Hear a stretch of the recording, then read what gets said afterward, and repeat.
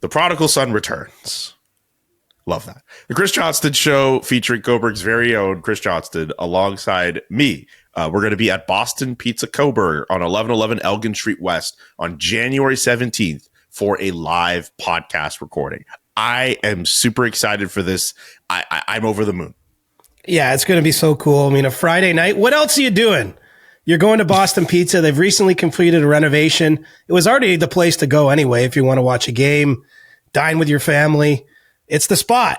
And on Friday, January 17th, you can see Steve Dangle, Adam Wilde, Julian McKenzie, Chris Johnston, and a whole host of other characters. We're going to have a meet and greet. We're going to have some banter, tell some stories. I bet Cobourg Papa will make an appearance too. I can't wait to meet Cobourg Papa for the first time. Doors will open at 5. The podcast will start at 6, and then we'll be able to meet you guys after that episode has been recorded. It's an exclusive ticketed event with limited capacity. First come, first serve for tickets and tables, which we will be filling to capacity. Secure your ticket now. Event is sold based on seat, not table. Therefore, you may be required to sit with other groups, but still, you can make friends with everyone there. It's going to be awesome. It's going to be great. Get your tickets now for the live CJ show in Cobourg, January 17th. Let's go Cougars. The Chris Johnston Show. Let's go! Your number one destination for a behind-the-scenes look at the game of hockey. Is this thing on? Here's NHL insider Chris Johnston and host Julian McKenzie. CJ's trade board is up at The Athletic, and the top 2 names on the board, spoiler alert, Elias Pettersson and JT Miller. Wow, you're just going straight for the jugular with that one.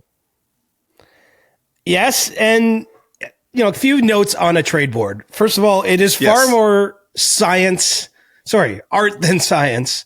Obviously, I'm speaking to people around the league all the time. You're trying to get a sense of what the trade market is. You're trying to reflect that in the board, but there's no hard and fast rule.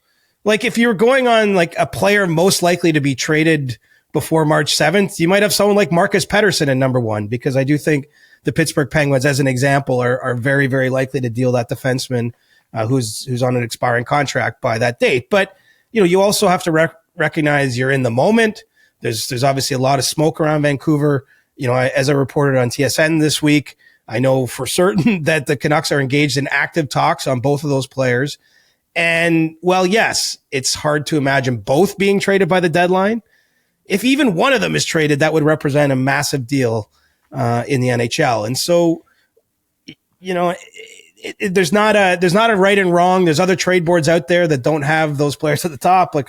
It's not a criticism, certainly, of anyone else's work, but it's trying to siphon in all that info, Julian, and then reflect in the moment what the trade market might look like. And obviously, I don't think it needs to be understated that if one of those players is traded, I mean, that'll be a massive deal. And so the fact that Canucks are even listening, even considering it, I think they've had pretty involved trade discussions with Pettersson in particular, who doesn't have any trade protection in his contract. The fact that that's happening to me justifies putting him number 1. But, we don't have the number 4 version of our trade board planned, and probably typically every couple of weeks we get to this time of year. I would imagine there'll be another one, for example, before the Four Nations tournament. Maybe by then it will die off, and who knows? Pettersson could be right off the board, or he might be much lower. So, that's a little insight into how it goes. What I'm always guarding against, quite frankly, is sometimes you get new info, like when you're just finalizing the board. I'm always guarding against what you've heard last, shooting a guy way up the list, just because sometimes what's most recent in your mind. You do that. And quite honestly, I can't ever say I've got it perfect, but I do enjoy doing it. I used to hate it. I used to, for some reason, maybe because I knew there was no right answer, I used to resist it. But, I've now done trade boards, I think, for about 4 or 5 seasons pretty consistently. We do them in the off season heading into the draft.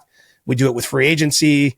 It's actually a nice way to organize my thoughts. And I feel like I do have, well, you can never know everything. I feel like you get at least a sense of what the market is. And so if we're talking about this team needs a right-hand D, I can say, well, here's 3 or 4 guys I know are available at that position. And so it actually helps organize my thoughts. So, I'm always willing, if any GMs are listening, if I got something wrong, let me know. give me some intel. I'll change the board up. And the truth is too, I should say, we're what, 7.5 weeks till the deadline. I mean, the trade market really hasn't taken shape yet. I mean, we talked about that big glut of teams in the East around the wild card chase. Like, some of those teams could go either way in terms of not necessarily being buyers, but certainly whether they sell or not, or to what degree they sell. And so we don't even have a full picture yet. And so it's also just trying to take the temperature of the moment with the understanding that it's going to change again and again and again until we get to March 7th. So many questions for you off of that. Like, we could do a whole podcast on how you build up the trade board. I want to just start with those top two players.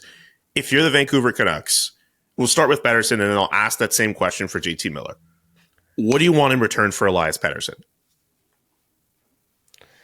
Well, they want real players back, right? I mean, I think first and foremost, Vancouver has no intentions, even though they've been on a rough stretch here for the last month or so of this isn't a rebuild, or it's not even a retool. I think that they might reimagine what their team can be in the short term by obviously potentially trading one of those guys.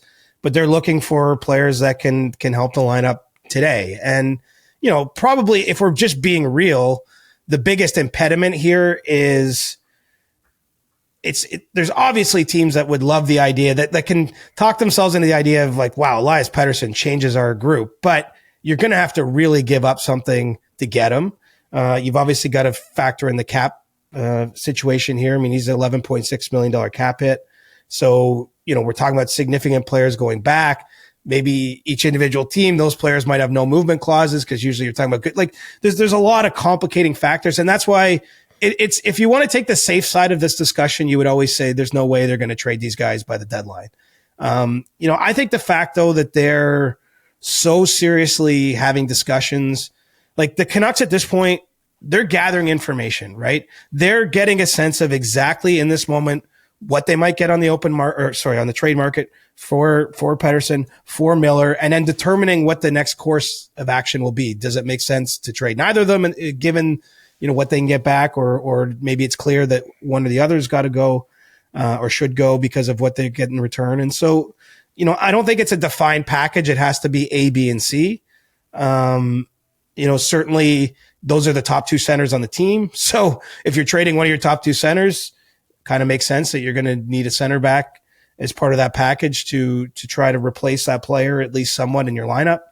And so that's where, when you get into the details, that's where certainly these trades become difficult. But I think we've reached this moment in time with this Vancouver team. Excuse me. I'm still, that's all good. I'm still fighting a cold here. We've reached this moment in time with this Vancouver team where they are definitely willing, like more than willing to consider it. Like this is like, there's a lot of ways this story has been discussed so many ways, but here's the real truth. I mean, this is not just like tire kicking. This is not just like, hey, every GM has to consider everything. It is deeper than that. Like they are considering on a much deeper level, like a fundamental change to their organization. And of course that comes with no guarantee it's going to happen. But I do think it's notable that they're there. It's notable that these players, I mean, both guys have a 100-point season in recent memory on their resume. In Pettersson's case, his production has just tanked since he signed that extension in March. I think I'm sure there's lots of reasons for that, but he's still 26, still talent. The talent and the resume that earned him that contract is still pretty appealing to other teams. And so what do you need to get back? You need to get difference-making players back. And so that might ultimately hold up what happens, but that's kind of where things are at. I think they want to get an exact sense of what each team's willing to do, and then they're going to decide what their course of action is from there. How likely is it that one of those two players are off the roster come early March by the deadline? I mean, it's tough to put a percentage. I think it's more likely than not, but it's not a guarantee. That's my thinking. And look here's the funny thing is like, we don't have these trades in the sport, right? We went over that on our show on Monday. Mm-hmm. Like, we don't have a lot of this. The safer thing to do is always not to make the trade, in a sense. Like, we never tend to know in the public exactly what the trade might have been. So it's easier. You open yourself up to criticism and you open yourself up to a mistake that is apparent publicly when you make a deal, because it's there in all of history and everyone can go back and do their trade trees or analyze what the pieces were. Like the decision you don't make, it's actually really hard for anyone to judge because we don't know exactly what that could have been. And so the safe route here, of course, is probably going through this exercise and deciding, do you know what? We're not trading either of these guys.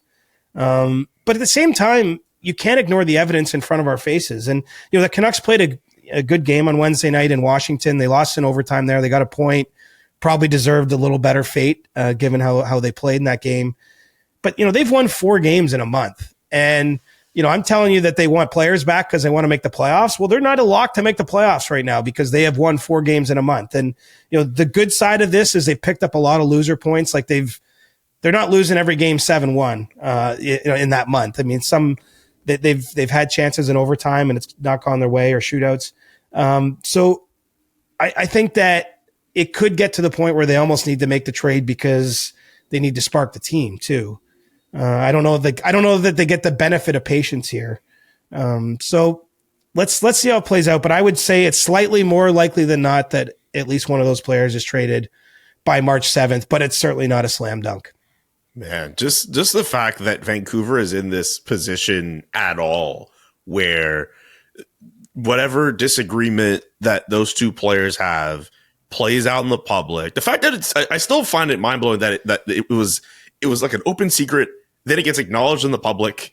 I still think of Rick Tocchet saying, well, why didn't you guys ask for either player to talk to about this whole thing? Then they address it the way that they do. And then just like there are these different mini waves that come after where you think the story's dead, then it comes back. And now we've reached this point where it seems like one or the other is going to be off this team. And it's a shame, really, because they're both good players and they should be helping this team make the playoffs. But I don't know. I just think this is such a wild story. And I'll say this. You're right in the sense that the safe thing to do is you don't move those players before the deadline. You wait till the offseason to figure it out. But safe is death. And very much in this, for the sense of the story and the sense of chaos, I'm not rooting for it, but obviously we would be talking about this team, talking about the game a lot more if one of those two players get moved. Well, and the counterpoint to my own point, which you're not supposed to do, make a case and then undermine it immediately. But the counterpoint is if you don't move either of them and neither of their seasons get going and they miss the playoffs, well, then you will have some window into like, why didn't management take more action? Yep. Some of this isn't just the interpersonal thing. Like, quite honestly, the production for both guys has been off. Now, Miller's had a really good week here. He had a big game in Montreal on Monday. He played well on Wednesday night too in Washington. So, maybe he's getting to a point where he's going to take off. Certainly if we're going to go on the very recent signs, they're good for where his game's at. But part of this just comes down to neither player has played to their ceiling. And so it's not just that, hey, we're worried that they can't get along. It's like, it's not the environment where they both can perform. And ultimately that's what the team needs. And so, I think that's kind of where they're at. Like, it's not, it's sexier to like focus on the rift, but really I think where the Canucks are at is, yes, like it's had a trickle down effect that hasn't been positive for the team, but it's also just at a certain point, you need these guys to be stars that lead you to victories, that lead you to the playoffs, that put money in your owner's pocket, that give you a chance to win a Stanley. Like there's a business aspect to it as well.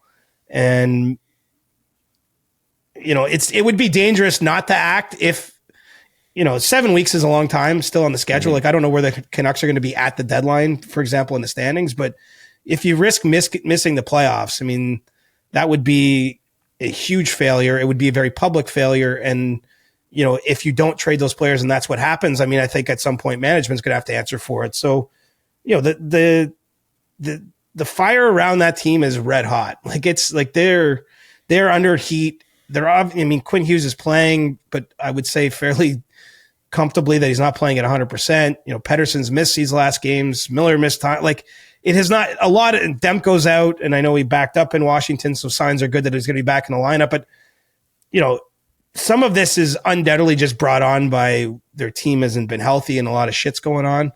But man, difficult spot for management, which, has to contemplate a trade that will definitely change the course of the organization one way or another. It might be in a positive direction, but we don't know that sitting here today. Josh Yohe, I should mention his reporting. It seemed as if the Canucks and the Rangers had discussed a trade involving Mika Zibanejad and JT Miller. What can you add more to that report that surfaced this week? Well, not a lot. I mean, it makes sense. I think there's been sort of whispers of that out there already, but Zibanejad is a player with a no movement clause like JT Miller. So he would have to, waive that no movement clause. I don't have any reason to believe or any evidence that the team actually approached him about waiving for Vancouver. So, if that is indeed the case, it never got close enough to where, someone had to make a decision, but it's not I'd say it's not a secret that, if the Canucks were to come to Miller about waiving his no movement clause, I think the Rangers are believed to be a place that he'd be willing to go back to. You might remember he started his career there years ago. Mm-hmm. But I don't think that's happened yet either. So, some of it is, I think that makes sense as the base layer of a deal, but it's one that didn't even get to the point where the players were looped in and they would both have say in whether it happens or not. So I think that tells us that's not a fully baked idea. But on the surface, it makes sense for the reasons I told you earlier. If the Canucks are trading one of these players, they probably want a center back. Zibanejad's had a very rough go with the Rangers this year. It's certainly not alone in that dressing room. Mm-hmm. And obviously the Rangers are a team that are looking to shake things up. I mean, that's no question about that. They've already traded their captain and a recent number 2 overall pick, and I don't think they're going to stop there. So, it makes a lot of sense. I think there's other teams out there that make sense for both Miller and Pettersson. I've mentioned Carolina. I wonder about Ottawa. I don't know if Ottawa would make sense for JT Miller, for example. I would guess not for his no movement clause. But I could see I'm just talking about a fit. I'm not trying to start fires here. No, it's just, I know you said that. There's a lot of places. Of course, my ears are going to perk up naturally because of the whole Ottawa. Well, they would have some of the players to make the deal, right? You're looking for where it would work. I mean, Detroit and Buffalo are 2 other places where I think it could work, depending on what the teams are willing to do. I wonder if the Islanders might be lying in the weeds just because they clearly need a shakeup and getting an infusion of talent might be a way to do that. But there's a lot of teams. Look, there's a lot of teams where it would make sense, as I said, to get these players. I don't know if they're all tabling offers, or any of them are tabling offers that make sense for the Canucks to pull the trigger. If you were any of the 32 NHL GMs, maybe that could happen one day. Which of these 2 players are you trying to let? Like a dream. Fine, if you don't want. Let's just we're not dreaming this morning. Let's just talk real. That ain't happening, brother. If you were one of those GMs, which of those 2 players between Pettersson and Miller would you want on your team the most? Probably Pettersson, just because of age. And that's no disrespect to JT Miller. Like when everything is going well for JT Miller, meaning when his energy is channeled in the right direction, when he's at his best, I mean, he's a beast. And, the funny thing about people, right, is the things that we can sort of criticize for them is also usually it's something you like about them, right? And I think what you love about JT Miller is how competitive he is, how fiery he is. He's literally in all situations forward. Like, he will kill penalties. You can use him on your power play. He puts up points. I think he's defensively responsible. He's a big, skates well, like can finish checks. Like he's one of those players. I mean, versatility is a term that gets bounced around a lot. I notice it because I use it a lot myself when I'm doing the trade board, talk about what each player could bring. But he truly is a versatile forward that can play anywhere in your lineup and I think make an impact. So there's no issue with me there. He's just, 5-6 years older than Pettersson. I think Pettersson's ceiling at this stage of his career is probably higher. But, that being said, it's almost been a calendar year where Pettersson has been a shadow of himself. If you look when he signed that deal, I think it was March 2nd or 3rd of 2024 is when he got his extension. He was well above a point per game pace in his career. And since then, he's scored at about 0.7 points per game. And if you factor in the playoffs, it might be even worse because he had a pretty dreadful run last year in the postseason. And so, you can't ignore that. But I just think I would, if, you're kind of making a bet in essence, if you make a trade, even a small trade, but especially a big trade, I would bet on his talent and a change of scenery and maybe a quieter environment and all those things. You're putting him on your top line, and he might be your top line center for 5-6 years, and be a great one, an impactful one. So I would probably favor Pettersson over Miller. I would think the price to acquire him though is going to be a little higher. Maybe yes, maybe no, but that's what I would think. And it probably depends on your team's specific needs too, because he does come with a higher cap hit, which can create challenges. But on the surface, I think it's Pettersson over Miller. That's why I think, quite honestly, if the Canucks only trade one, it's probably more likely they traded Miller over Pettersson, because the reverse part of this conversation is true, that while there's merits to keep one versus the other, I mean, you're trading away potentially 5 to 6 years of Pettersson's prime. And well, yes, it's been a bad year. I mean, you can erase a lot of bad years with 5 great years after it. Okay. Anything else we need to mention on those two before we just round out the top 5 of your trade board? No, but I will say this. I filed the trade board to my editors, I guess, Tuesday morning, kind of had it finalized Monday night.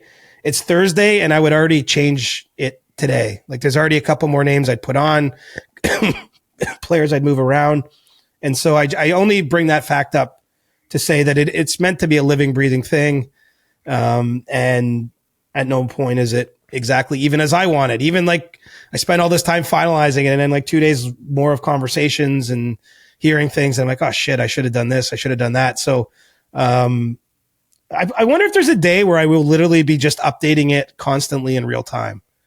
I wonder about that too. Like, is there a way where like we could do that every week as opposed to like every couple weeks? Definitely. It's just a bit laborious right now on the back end. Like, not for me. I just write the blurbs and order the, I do the content part, but for the, the folks that make it look so good at The Athletic, I think that they need to know ahead of time. They create graphics and things, but I just wonder if this is maybe our listeners have no interest in this, but I do imagine there will be a time where I'm like real time, just adding names and moving things around. And it's almost like a living, breathing thing. I mean, we're not too far from that now. It would be a lot of work for the people on the back end, but I wonder if there's a day where I can just like go in and select and like move this guy from 3 to 6 and whatever. Because as I say, we're still 7 weeks out for the deadline, and I'd already changed it. And as you know, once we get closer to the deadline, it's crazy. Honestly, I did a second version of this in December though. And immediately you had the Carrier trade. He was on there. You had the COBOURG deal. They were both on. Like, yep. We saw Vetrano was on there as a pending UFA, but he signs his extension. Like, it's already pretty active in terms of moving. Anyway, it's kind of cool. And I bet the future is, honestly, at any given moment, I will be just tinkering with it constantly. Maybe I'll just be a full-time trade board guy. What's the biggest change you'd make to the 3.0 version now? I don't have it in front of me. I have it in front of me if you want me to like have as a guide. Like, let me sit on that. I don't want to tell you just yet because I don't want to show my cards too much. All right. There's probably a couple names that would be a little higher than they were on Tuesday morning when I put it in. All right. Keep it close to the chest. You're asking the right question. I just don't want to show all of my work. I'm showing most of it, but I don't want to show all of my work. So what about, again, the top 5? You have Ivan Provorov there, Rasmus Ristolainen's there, and Chris Kreider, again, in the top 5 of your trade board. What can you say about those 3 names? Well, Kreider was number 1 on the last version, and he's probably headed down the list. I don't think the willingness of the Rangers to trade him has changed any. I mean, obviously he's out injured right now too, which is not an ideal time to trade someone. Rarely does it happen, but although Pettersson's out and he's number 1 on the board. So there you go. I'm undermining my own rules right there. But I will say he's probably headed in the other direction. A lot of teams out there are targeting right shot defensemen. So part of Ristolainen being that high, I know he's not a UFA, it's twofold. He's played better this season and last for sure than if you look at his under the hood numbers from before that. The Flyers certainly are willing to move him for the right price, and I think a lot of teams are in the market for what he does. And so there's other players that can do that. I think of David Savard and Will Borgen are two examples as rental guys who can fill those kind of roles for teams. But I think that there might be a team or two out there that likes the idea of adding a player with term versus just a pure rental. So Ristolainen, quite honestly, might be a little high on this version. Anyway, we're getting in the weeds here, but that's okay. This show is all about getting in the weeds. That's true. The other part, though, is, as I mentioned off the top, there's almost like two different kinds of trades in the NHL. We've seen a lot of deals already happen. So obviously those are one type, but the other type are deadline deals, right? Like they're very specific. A lot of the teams at the top of the league that are contenders are intentionally not going to make those deals until closer to March 7th. There's cap implications in some cases. In some cases, maybe they need to figure out where a long-term injured player is going to land. Are they going to have that LTI money for the rest of the year or not, as an example? And so those, what I'll call the deadline deals, like my sense is a lot of GMs are literally now just starting to make their initial calls to sort of get the shape of the deadline because it is 7 weeks. And so while there has been trades that have happened and there's ongoing trade talks, obviously for sort of more hockey type of deals or more, almost a different kind, the window for the deadline trades is just opening now. So it's going to be a busy few months, and this is my favorite time of year until it isn't. When we get to about a week before the deadline, I'm usually cooked. But other than that, I do love this. It's a fun, and I don't know how Four Nations is going to impact it. I've had some people suggest to me they think it'll almost be like a soft trade deadline 1.0 right before February 12th, that some teams may look to act actually before the Four Nations rather than risk waiting to what happens after. But it's not clear to me how that's going to play out. But there's going to be a wrinkle this year, and we'll probably see more trades within the next month just because that tournament's about a month away from starting. That would be very interesting. Could you imagine that? Like guys just trying to get a jump on the March Madness, literal March Madness. And I'm very intrigued by that. That would be very interesting if we saw teams get active around that time. Interesting. Yeah, and I don't, there's nothing precluding trade. There's no rules saying you can't make a trade during the tournament. But I don't know if the NHL would really want that. You know what I mean? It is an NHL tournament. And probably, I don't know. Again, I don't know what they do, but my guess is it's not going to be the day of whatever, the last games. And we moved to Boston and it's the week of that game in Boston. And then there's going to be trades announced. Maybe it'll happen, but my gut tells me probably won't be the case. So you probably want to get business done right before it, or obviously coming out of the tournament break.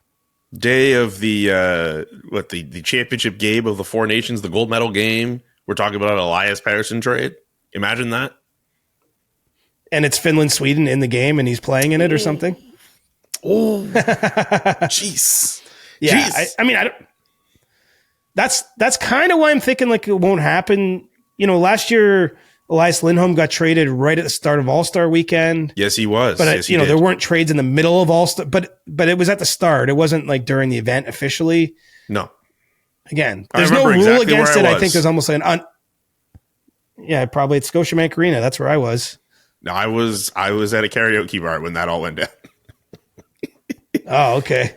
Yeah, no, sorry. It was before all that. Anyway, yes, but to your point, that karaoke means empty orchestra in Japanese?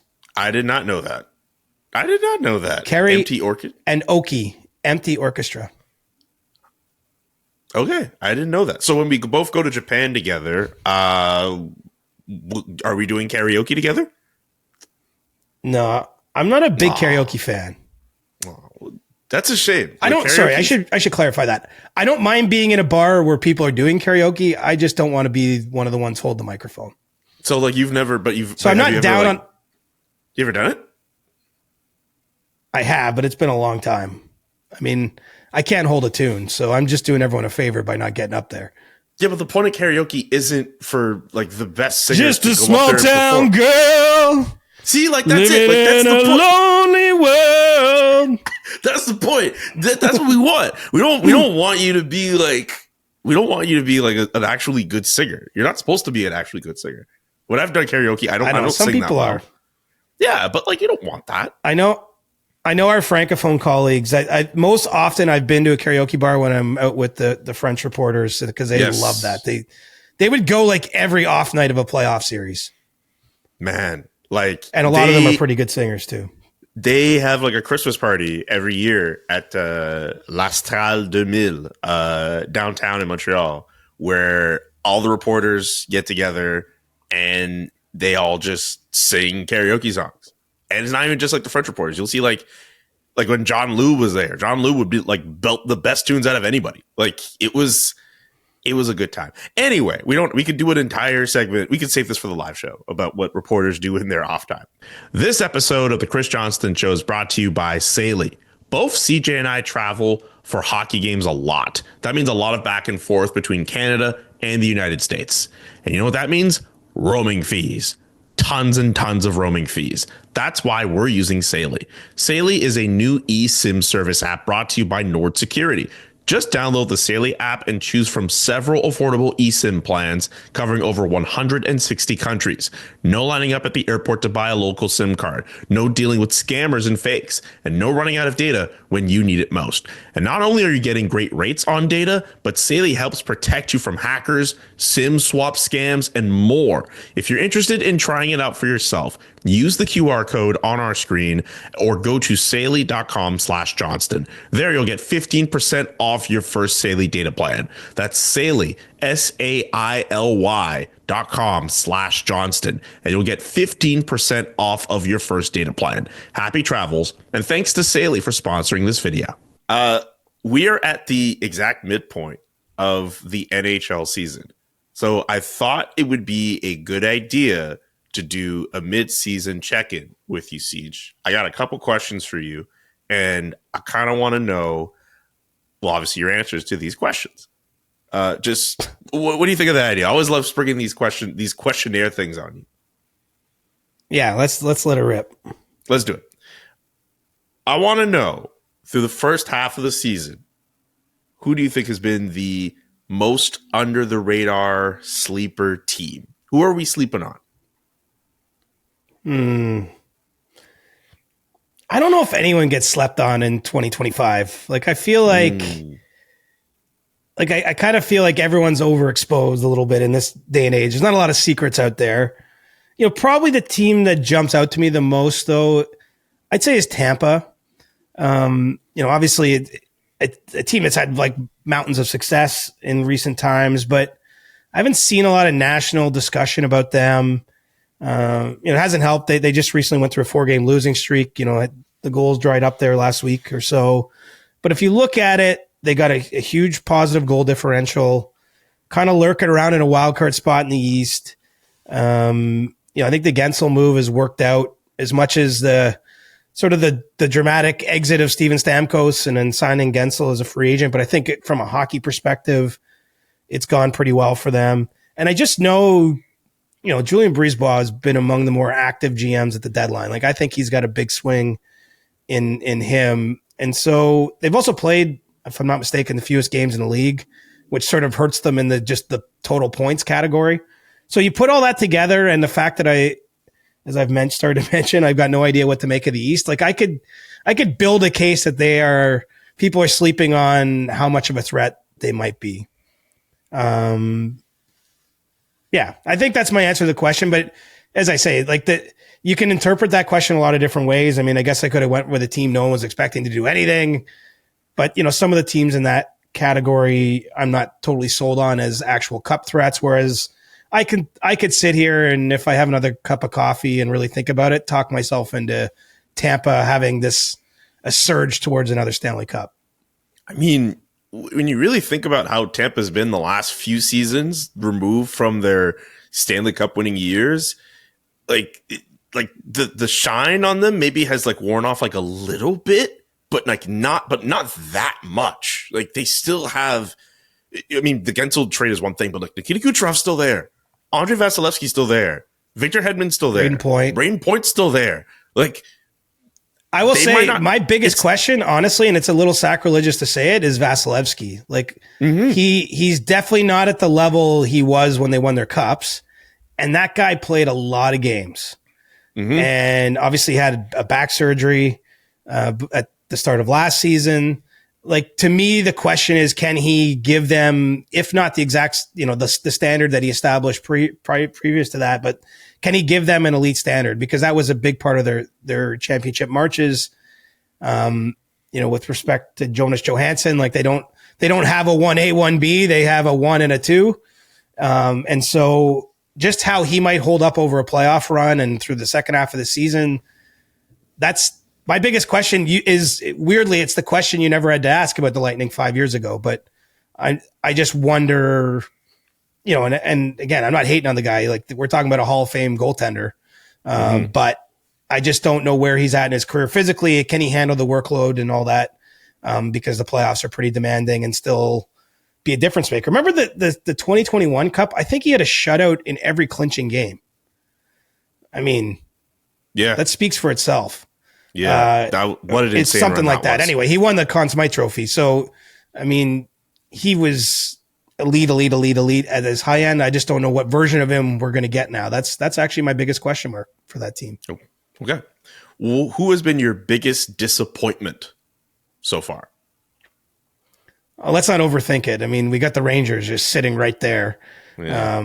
Small fire burning in the middle of Manhattan.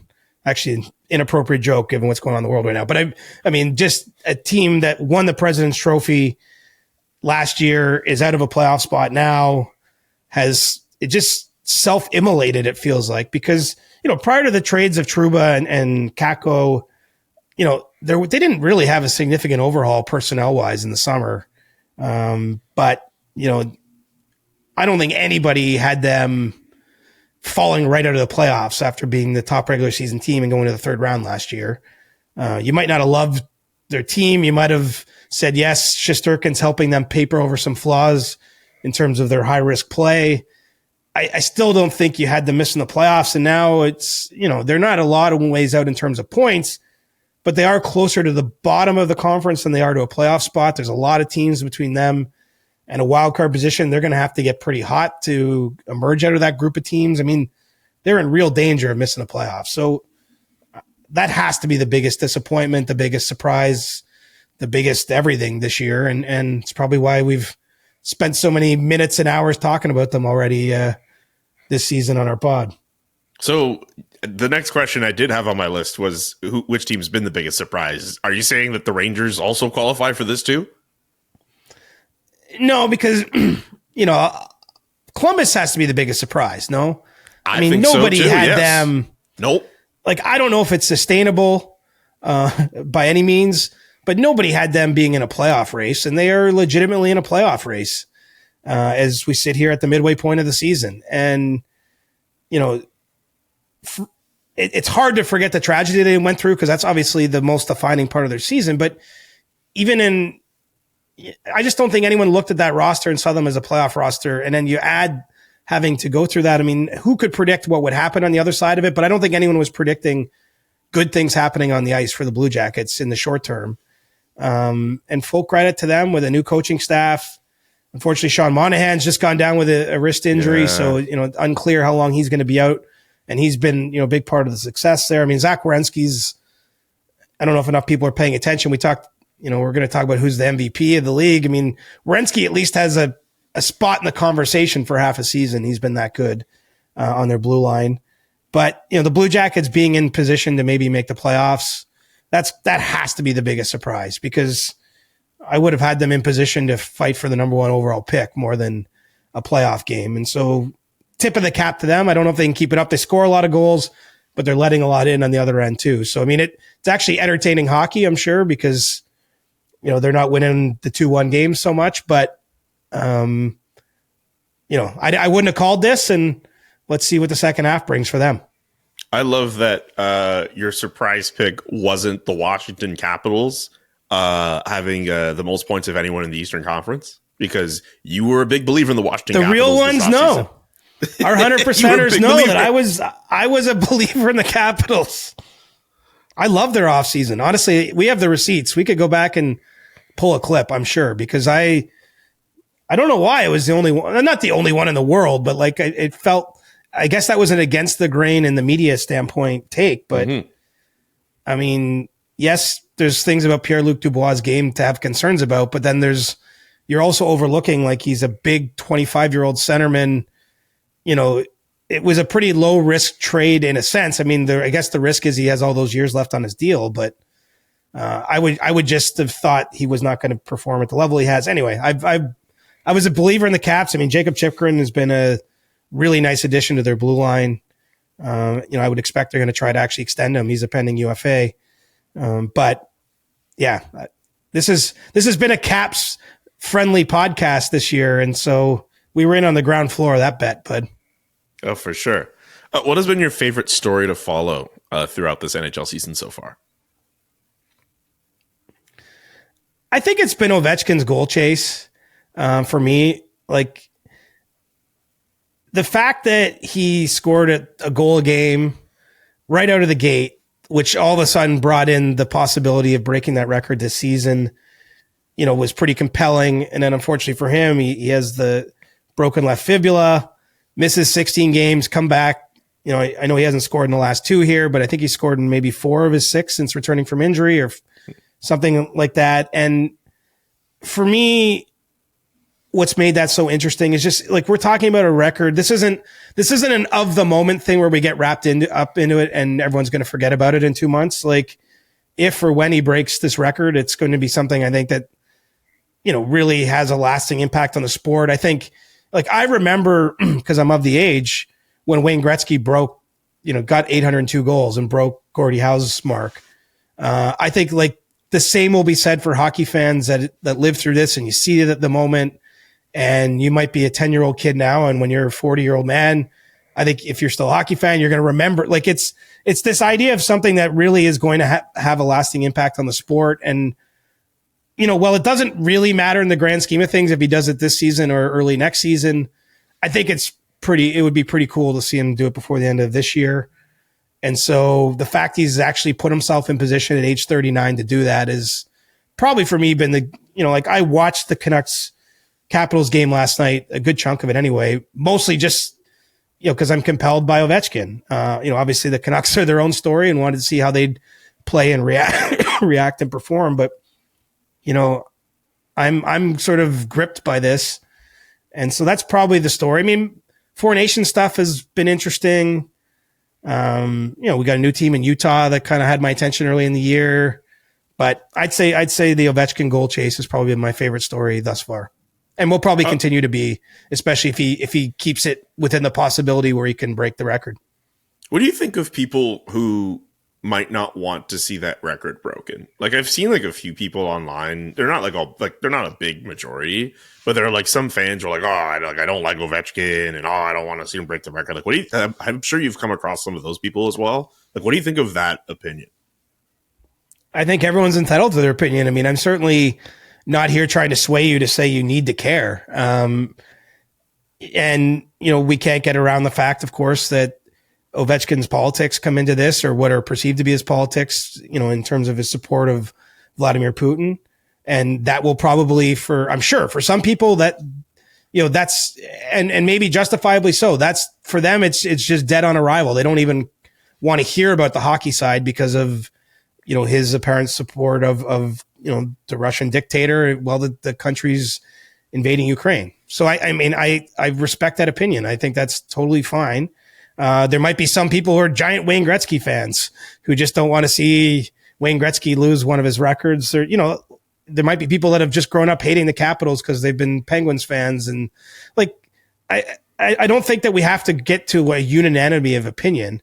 I just think it's compelling. Honestly, like for me, he's really old, man. And he's scoring at the best rate of his career in this season. Like, I don't think it's not a stretch to say that he's being propelled by this record. Like you know what I mean? And so I just think it's fascinating to see this play out because there was a world at the start of last season where he went through that, or start to middle of last season where he went through a long goal drought, and you started to wonder, like, maybe his age catching up to him. Is he going to get this close to the finish line and fall short?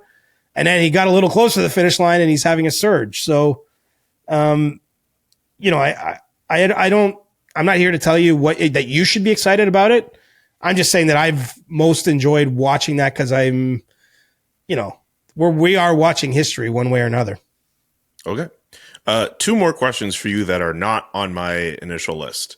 Curveballs, if you will. Your winner of the Four Nations tournament is... Well, I said Finland earlier. I was kind of like... I know. I want to know if it's still Finland.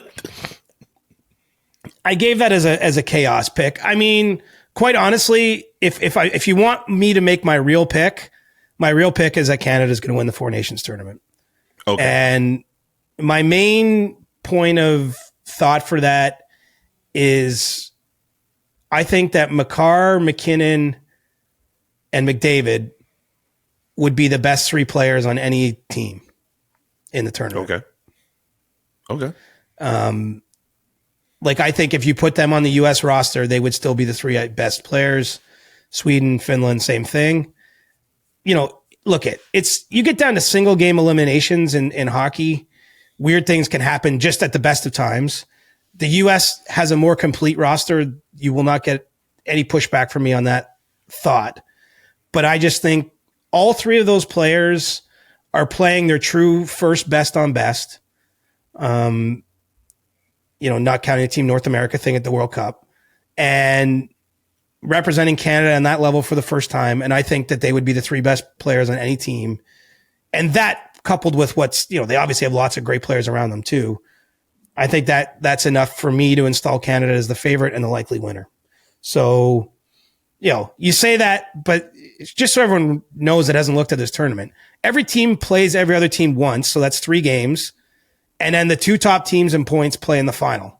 So if one game goes wrong for your team, it could actually jeopardize the path to the final. Or, of course, you get to the final and one team maybe wins 2-1 while being outshot 50-20. I mean, I'm just talking like any 2 teams. Like that can happen. It's hockey. But for me, I think it's most likely Canada wins, even with the question marks you might have about the goaltending or other aspects of the roster. Okay. The next question I have for you is, how many rounds do the Toronto Maple Leafs win in the playoffs this year? I don't know. 2? I don't know. 2. I don't know. Ooh, 2. I'll give you 2. Ooh. I do think the East is more open. I think the Leafs have had a pretty encouraging first half under Craig Berube, despite having to play through a lot of injuries and question marks around some of their best players. I think they're going to be a team that'll be pretty aggressive as well at the deadline and will strengthen their position heading into the playoffs. And I just think the East is just more of a crapshoot. And the Leafs are in position right now, potentially to win the conference, potentially to win the Atlantic Division. All those things would make their path a little easier than it's been in the past, at least in theory. And so this feels like a transformative year around the league. Like, I'm not saying all the powers are changing, but there's definitely some shifting sands around the teams, around the teams that can win. And so I'm not sitting here saying the Leafs should be considered a cup favorite, but I could see a world where they win a couple rounds and get Steve Dangle and the boys all fired up. Okay.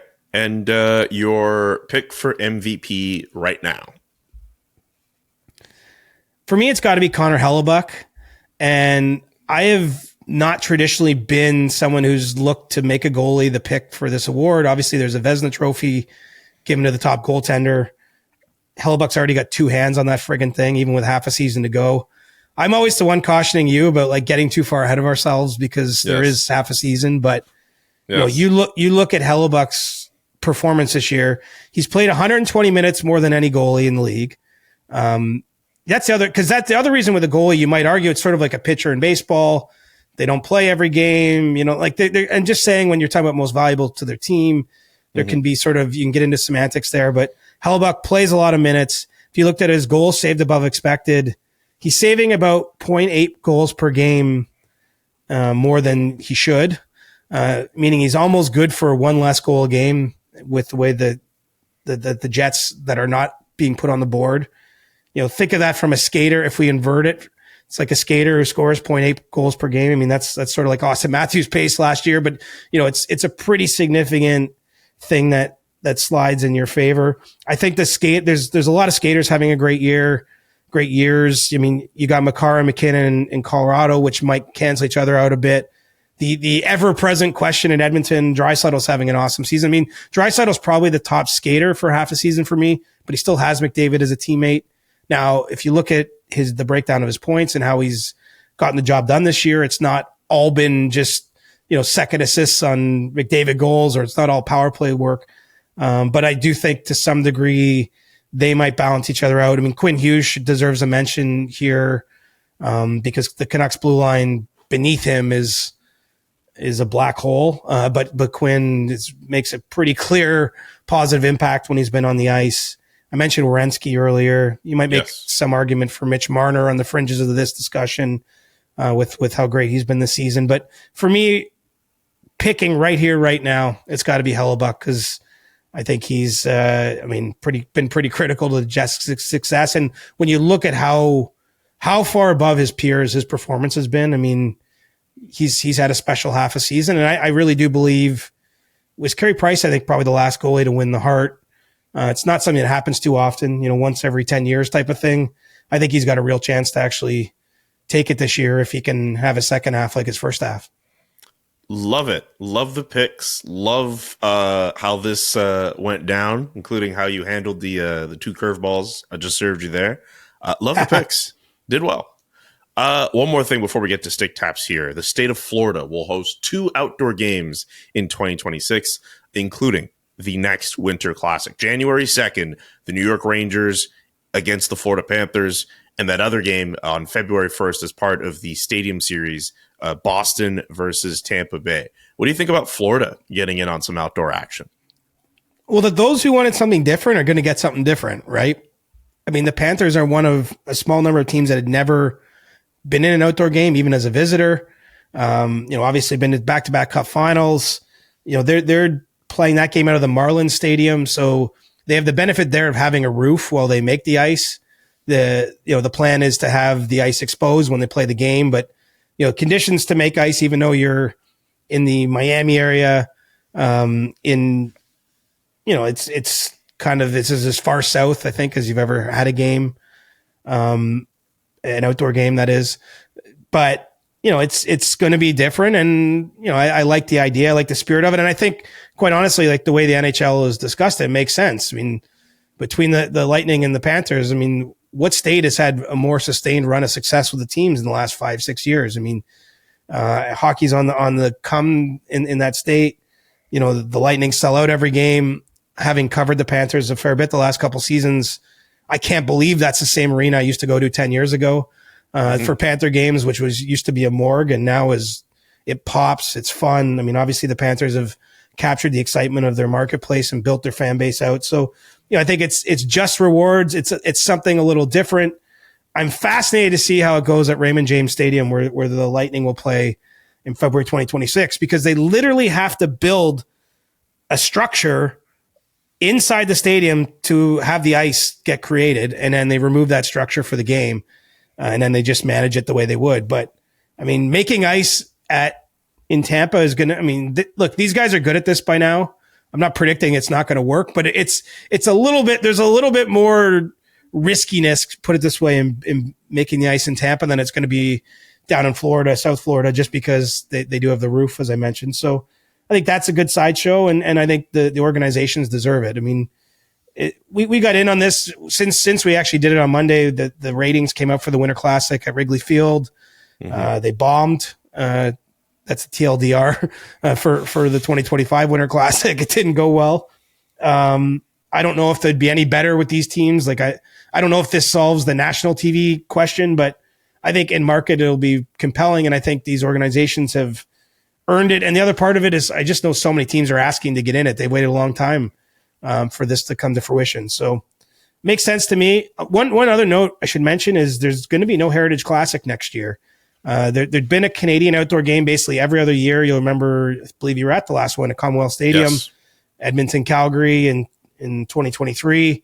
So typically there'd be a Canadian outdoor game next season, but that's not going to happen, I'm told. So not sure what the future is of Canadian outdoor games, but we've got these two in Florida anyway.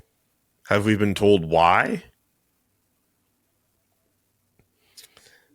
Well, I think there's a lack of venues is one thing. I mean, there's only so many places across Canada to hold a game like this, and most of them have already hosted games, or in the case of the Commonwealth Stadium, they've hosted a couple games there.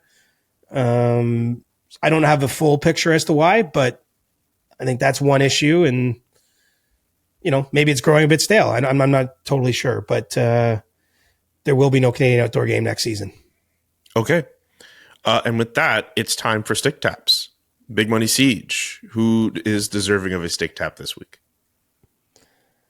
My stick tap goes to number 97 in your program, number 1 in the Oilers fans' hearts, Connor McDavid, who is due to have his jersey retired in Erie on Friday night. Pretty cool, I think, for any player that can go back to their junior rink and have that go to the rafters. And so with the Oilers in Pittsburgh on Thursday, just a short trip to Erie Friday, I think it'll be pretty neat to see, Connor's jersey get raised to the rafters. And it's just a reminder, quite honestly, how short careers are. I mean, it feels like just yesterday, Connor McDavid entered the NHL. He was a kid, but obviously he's at the point where these sort of tributes are necessary.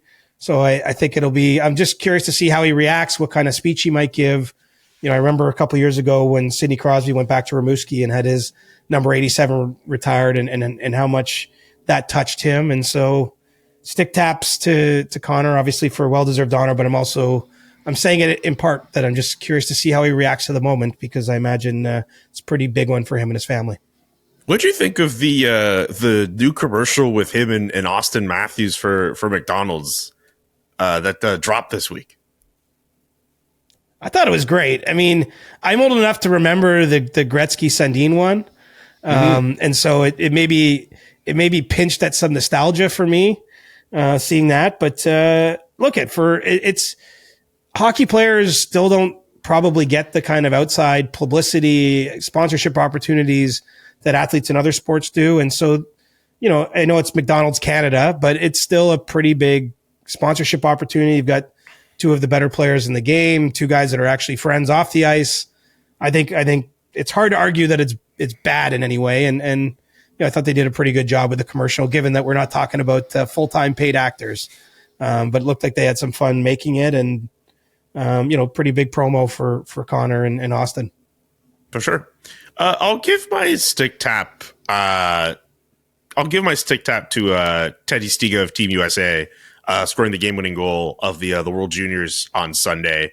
Yes, we're Canadian here, but just in the sense of being neutral here, that was a sick gold medal game between USA and Finland, and a cool story. Obviously, we focused on the top line of Gabe Perreault and James Higgins and Ryan Leonard throughout the tournament with Team USA. But for a guy who started the tournament as a healthy scratch, I don't think he had a shot all tournament until that moment. That was a pretty cool moment to see live. So I'll give him the stick tap for this week. That was an awesome way to end the tournament.